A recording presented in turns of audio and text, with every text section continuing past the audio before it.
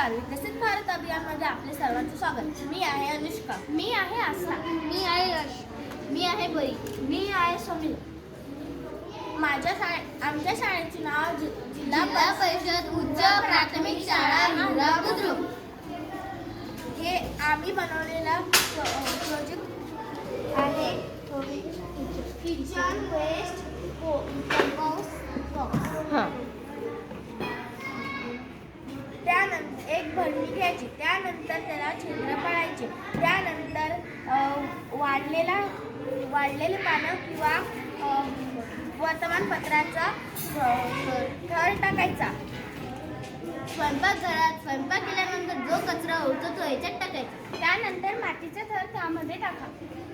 त्या 2-3 दिवसांनी त्याला डवळा करा आणि ते जर सुके असेल त्याच्यावर पाणी शिपडा. त्यानंतर कंपोस्ट खत तयार होणार. ह्या साहित्याचे फायदे: स्वयंपाकघरातील जो कचरा असतो तो कमी होतो, नैसर्गिक खत तयार होते, पर्यावरणाचे संरक्षण होते, विद्यार्थ्यांनी कचऱ्याचे व्यवस्थापन शिकता येते.